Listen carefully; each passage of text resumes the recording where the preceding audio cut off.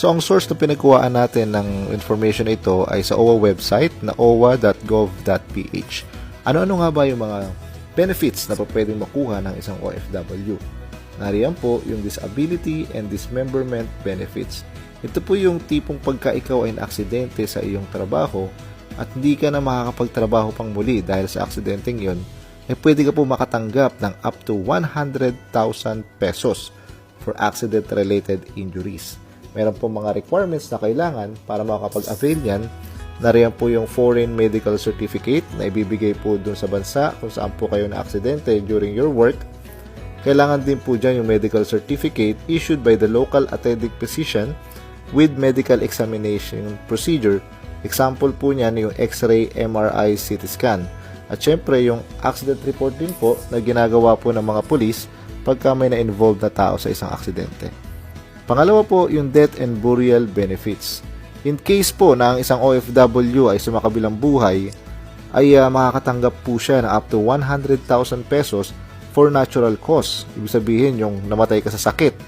At for accidental cause naman ay maaaring makatanggap ng up to 200,000 pesos. And on top of that, meron din pong rider na 20,000 pesos para po doon sa mga kaanak ng naiwanan ng OFW para sa funeral expenses. Narito naman po yung mga requirements niyan. Kailangan po ng original death certificate issued by the local civil registrar or authenticated by the PSA or yung Philippine Statistics Authority. Kailangan din po ng foreign death certificates for OFW who died abroad, including airware bill and consular mortuary certificate or no objection certificate. Kasama rin po dyan yung accident report for death due to accident. Ayan, kailangan pong kumuha tayo niyan sa police station or sa anumang pinakamalapit na tanggapan. Kailangan din po yung burial permit at saka yung official receipt of funeral expenses.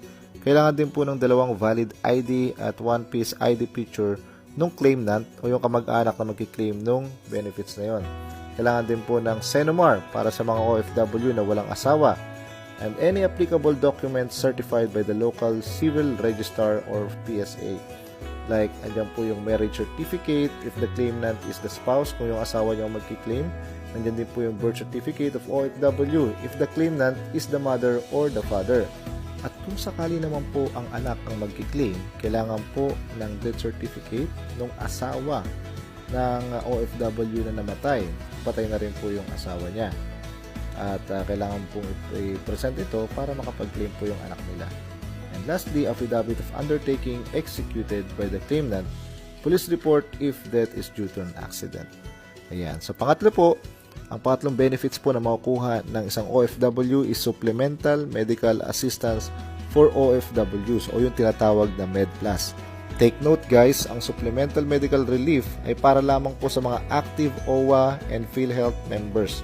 Ayan, sila po yung mga nagbabayad lamang po ng mga contribution nila who are affected with dreaded disease and were hospitalized either at the job sites or within the Philippines. While in the Philippines, it is a financial assistance that is equivalent to the PhilHealth benefits under its case rate system but not exceeded to 50,000 per member. Ayan, pwede pala makatanggap ng 50,000 ang isang active member ng OWA. Ayan po yung mga requirements. Duly accomplished MedPlus application form na makukuha nyo po sa PhilHealth website. Copy of PhilHealth benefits payment notice. 1 copy of passport size picture. Kasama rin po dyan yung proof ng OWA membership contribution. Ayan, ilalagay nyo po yun doon. And duly notarized special power of attorney executed by the OFW if yung OFW po ay nasa abroad at ang claimant ay nandito sa Pilipinas. Kailangan din po ng PSA authenticated death certificate of deceased OFW and marriage contract of the birth certificate of NOK or the claimant if the OFW is deceased. Ayan. Ang benefit po ng payment notice is a report of actual payment made by the PhilHealth relative to one's confinement or availment. And lastly, ito po yung pinakahuling possible na makuha ng isang OFW na social benefits, Welfare Assistance Program. Ayan, yung WAP is extended to active or non-active OWA members or their families not eligible under any of the existing OWA's social benefit program and services. Ano po yung mga coverage ng mga yan? Nandiyan po yung calamity assistance for OWA members and their families affected by natural or human-induced calamities or disaster. Yan po yung mga bagyo, lindol, sakuna, o yung mga sunog, nasunugan ng bahay, claimable po yan. Nandiyan din po yung bereavement assistance for families of deceased OWA members. Ayan. Kung namatay man po yung isang OFW na OWA member, ay makakuha po ng bereavement assistance. Meron din pong medical assistance for OWA members na nagkaroon ng sakit at hindi covered ng MedPlus, yung pinag-aralan natin kanina, and members who has sustained injuries due to accident or crimes. Ayan. At lastly, ang relief assistance for OWA members who were displaced, laid off, and must due to economic or public health issues. So ayan, nagkaroon nga tayo ng pandemic. So yung mga OFW na stranded sa Pilipinas ay nakatanggap po sila ng DOLE AKAP, which is 10,000 pesos. At isa po ako sa mga nakatanggap nun.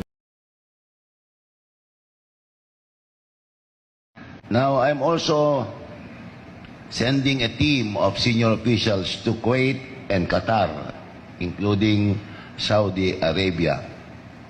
This will be headed by Undersecretary Akong Lagunsad, accompanied by Deputy Administrator Arnel Ignacio and Deputy Administrator Dodo Dulay of OWA. Yusek Akong will make further announcements on this. Thank you, sir.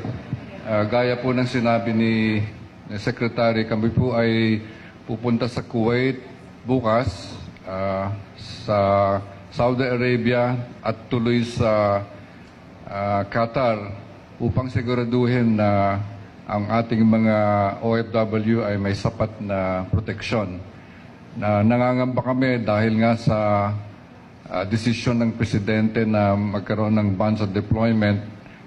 Nangangamba kami na baka maapektuhan yung mga OFW na nasa Kuwait. So, pupunta po kami doon para alamin kung anong kalagayan nila at ipatupad yung mga utos ng Presidente. Meron pong mga specific na utos gaya ng pag-deposit ng passport sa polo o sa embassy para siguraduhin na hindi ko kumpiskahin ng mga employers. Siguraduhin na merong access ang mga OFW sa cellphone para magkaroon sila ng kakayahan na humingi ng tulong kung sakaling sila ay nasa peligro. At yung ipatupad yung kung kinakailangan na umalis ang ating mga OFW sa marahas na sitwasyon, sila po ay sisiguraduhin may kakayahang makaalis. Marami po pang aming i-recommend pagkatapos ng aming bisita. Ang isang bagay po na malapit na nating ipatupad ay ang isang web-based na alert system. Ito po ay in place na at lalagdaan lang natin yung Memorandum of Agreement. Ito pong web-based na alert system ay magkakaroon ng kakayahan ng mga manggagawa na mag-download ng app at dahil dun sa app na yon, pwede po nilang pindutin yung alert button at agad-agad merong sasaklolok sa kanila. Pagka po ito'y may patutupad na, aming i-announce at ipapakita. With the permission of the Secretary, we would intend to introduce the alert system in Kuwait and organize the OFW associations so that they will be aware that there is a system of alert. That is the task of our team, and we will report our findings when we get back early March. Thank you, sir.